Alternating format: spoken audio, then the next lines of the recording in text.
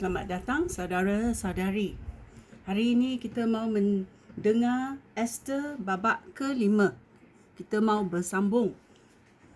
Okey, kita mendengarnya. Esther menjemput raja dan Haman ke jamuannya. Pada hari ketiga puasanya, Esther memakai pakaian permaisuri. Lalu pergi ke halaman bahagian dalam di istana dan berdiri di hadapan pintu balairung. Raja sedang duduk di atas takhta yang menghadap pintu itu. Apabila raja nampak permaisuri Esther berdiri di luar, raja berasa sayang kepadanya. Lalu menghulurkan tongkat emas kepadanya. Oleh itu, Esther maju lalu menyentuh hujung tongkat itu. Kemudian raja bertanya, "Apa hajat adinda, permaisuri Esther? Katakanlah, beta akan memberikan meskipun setengah daripada kerajaan beta." Esther menjawab, "Jika tuanku berkenan, hamba ingin menjemput tuanku dan Haman ke jamuan makan yang hamba adakan untuk tuanku pada malam ini." Oleh itu, raja memerintah Haman menghadap dengan segera supaya mereka dapat memenuhi jemputan Esther. Raja dan Haman menghadiri jamuan makan yang diberikan oleh Esther. Ketika mereka minum wain, raja bertanya kepada Esther, "Sekarang, katakanlah keinginan kamu, dan beta akan mengabulkannya. Apapun permintaan adinda akan beta berikan, walaupun setengah daripada kerajaan beta."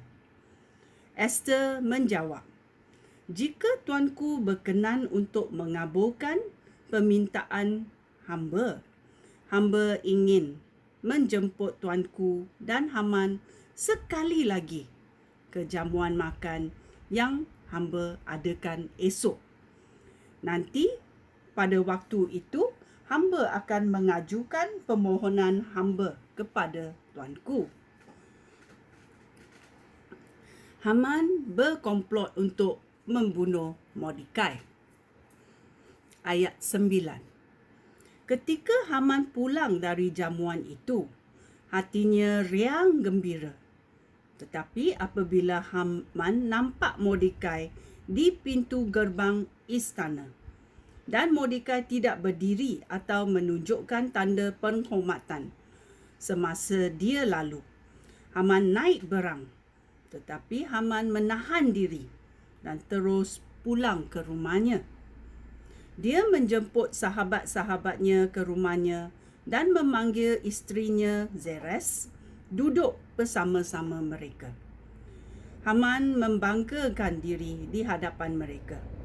Betapa kayanya dia, betapa banyaknya anak lelakinya, betapa pentingnya kedudukan yang diterimanya daripada raja, dan tingginya pangkat daripada pegawai lain. Tambahan pula, Haman meneruskan lagi, permaisuri Esther hanya menjemput raja dan aku sendiri ke jamuan yang diberikan, dan esok kami dijemput lagi untuk menghadiri jamuan.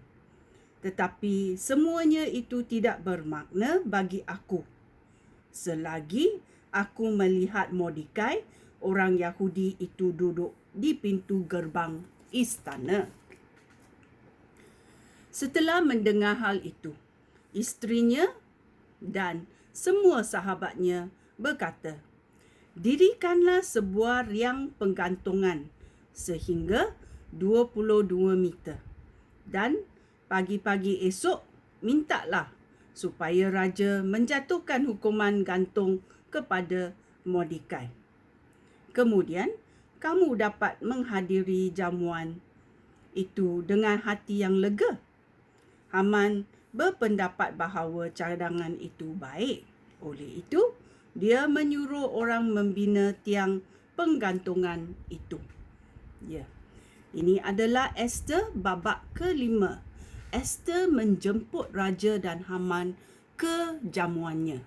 Selepas orang Yahudi di tempat itu berpuasa 3 hari. Permaisuri Esther melakukan apa yang dia menakuti. Dia berdiri di hadapan raja dan menjemput raja dan Haman ke jamuan. Pada hari jamuan pertama, raja tanya.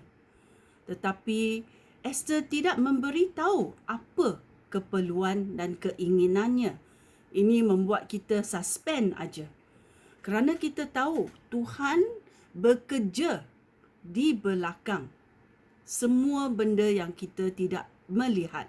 Tuhan mengerjakannya. Kita mesti percaya kepada Tuhan. Itulah sebabnya kita ada hati yang tenang bila kita mengetahui bahawa Tuhan bersama kita. Ya, mari kita mendengar apa yang berlaku dalam babak ke-6 kemudiannya. Sekian, terima kasih. Shalom.